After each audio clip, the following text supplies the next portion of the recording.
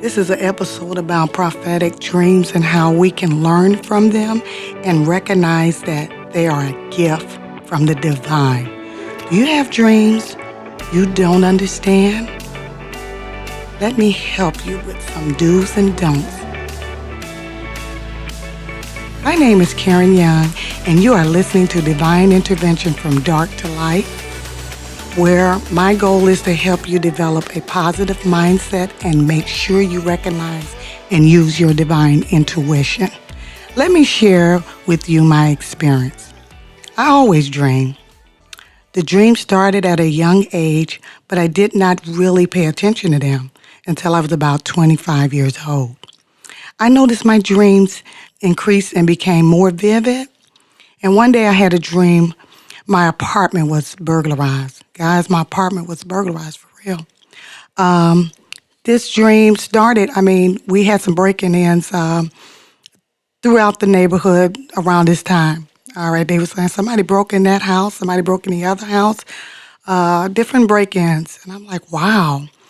And then I heard that this child was put through a window. That's the first time I had heard that they used their children to, put their children through the windows to help them break into people's homes and stuff like that, or apartments.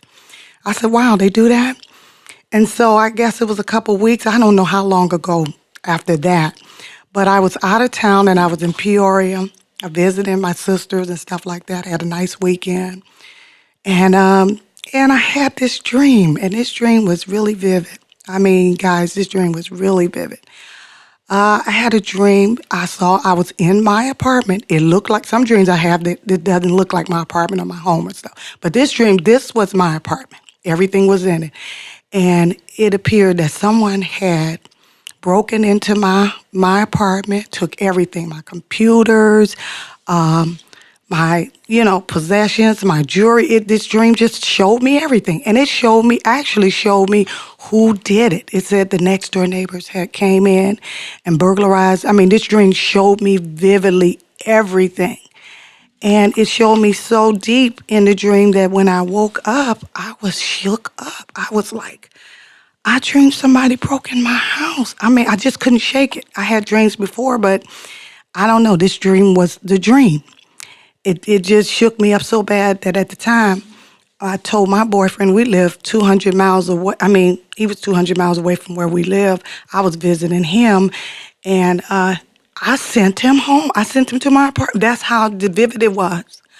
I sent him home. I said, you got to go and check on the apartment. He was like, really? It's that baby? Is that bad? I'm like, yes, it's that bad. You have to check on this apartment. And so he did. He was a good guy. I don't know why he went, But he went. He went and checked on the apartment. And he came back and he said, honey, ain't nothing. Everything is okay.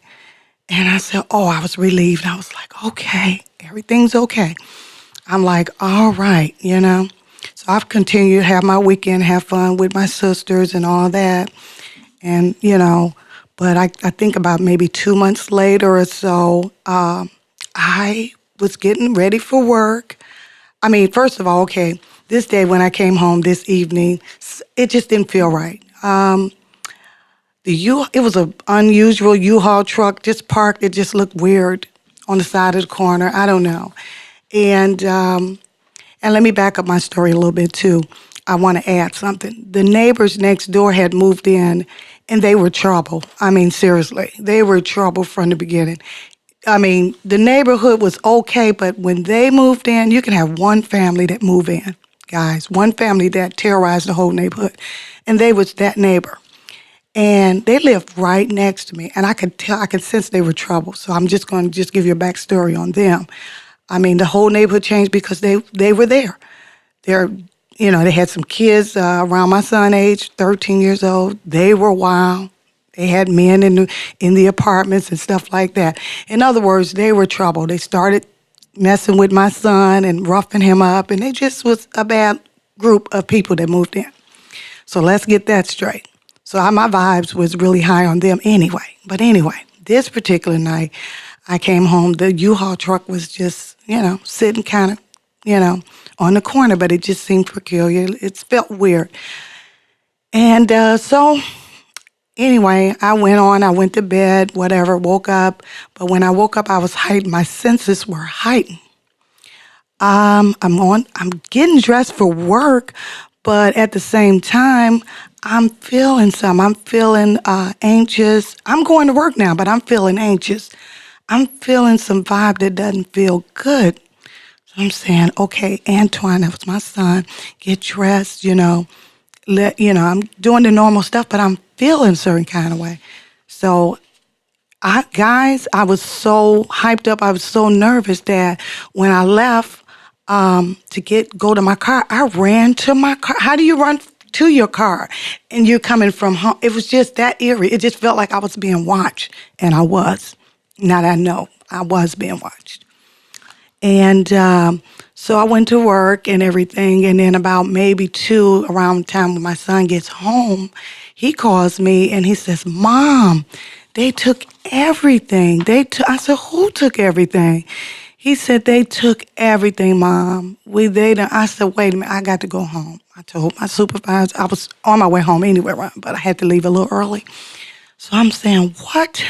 And guys, this dream was exactly like they took everything, and they took the neighbor downstairs from me, the lady downstairs. They took her stuff, two possessions, and they put it in a U-Haul truck that I saw that was kind of peculiar and crazy.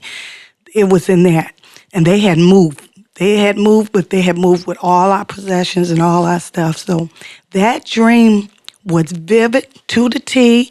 That made me kind of, from now on, pay attention to my dreams. I'm like, my dreams have come true before, but this was like really a dream that was kind of vivid that, said, start paying attention to your dreams. And so after that, we had that loss and everything was all right. After that, God blessed us. The divine stepped in and, we're fine. I moved from the apartment and got a house. But just let me know that I needed to pay more attention to my dreams. And guys, I'm going to share what I've learned about dreams since then. I've learned whenever I wake up and from a dream, and the dream is vivid, and I can feel it in my body, and I can just feel, this certain way, it just feels real when I wake up. Because we all have a lot of dreams, but when I feel this feeling, and it's vivid and the dream telling me, I trust my feelings. Guys, you need to trust your feelings. When you're dreaming like that, you need to trust it. That's what I learned, how to trust my feelings and trust my dreams. I believe that the dreams come from God. I really do. I believe that dreams come from God and give us insight into the future. And if you trust your dreams, you'll be more comfortable with trusting yourself and your information that you're getting from the divine. You can trust it. And so that's what I learned from that. I learned that to ask God to help me to interpret my dreams. Sometimes my dreams is kind of, I don't always understand. I don't understand that dream. Even though I felt it in my body, I don't always can make sense of it. So I ask God to help me interpret. You can find other ways too, ask, but I ask God. I'm just saying that's what I do. But you can get dream books or whatever you feel like you need to do, or ask somebody, what do you think it is? But I ask God. And God either give me another dream relating to that previous dream that I had, and it answers some questions, or the dream unfolds in real life. It'll come come together and come true in real time. So that's what I do. So I suggest, you guys kind of pay attention to that. And, that's what I ask God to unfold for me. But if you really don't know what to do, just wait until it unfolds.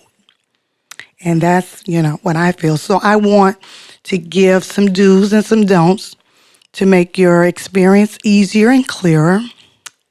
For your do's, guys, I just think, this is a good idea. And this is what I do. I calm my mind and body before I go to bed, before bedtime, because if you have a calm mind and a calm body, you can dream much better. You're more relaxed. So that's number one, calm the body, calm the mind, and calm down. And you can fall into a dream. You can dream much better and you get more results with your dreams. And if you sleep better, you dream better. So number two, Make sure you are conscious of your decision to remember you want a dream. You could say to yourself out loud, I'm going to remember my dream. You just say, I'm going to remember my dream. It's just something conscious that you'll say. I'm going to remember my dreams. And when you more or less say that before you go to bed, you kind of can, the subconscious mind can hear you. God can hear you. That means you consciously want to remember it, because we can dream and just wake up. Okay. Or you can place a Post-it note on the nightstand, and the Post-it note can say, what did I dream? When you wake up, you can have that to remind you. What did I dream? And then you can do that. And don't look at your phone first. I mean, first thing you grab, we all grab our phone, but just kind of, let your, wake up naturally, and then you can remember better if you do that. And another thing, you can write down as soon as you wake up, and you can keep a dream journal. I keep a dream journal. You can keep a dream journal, and that'll help you. So that'll help you with the dreams, and you can be current on that. So that's helpful. Now for the don'ts, it's, to me, don't eat or drink alcohol right before bed, because it can slow things down. It's best to, in my opinion, to be aware that alcohol can alter or interfere in your sleeps in some ways. So I just say don't drink. You can drink alcohol, but it can influence some of your dreams, or it can influence your sleep or interrupt your sleep.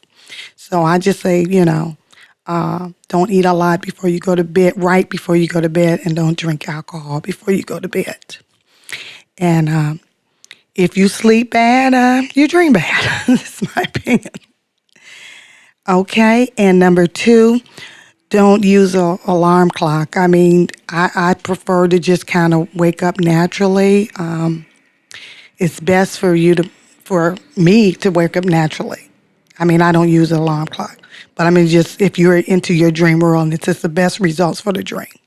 So, number 3, don't share your dream until the experience unfolds. Sometimes you can dream something, and you can have a dream, and you go to say, I dreamed that your father died or your mother died, and it didn't happen. It was just a dream that can upset somebody. So it's just best to have your dream and don't share your dream until the dream or experience unfold.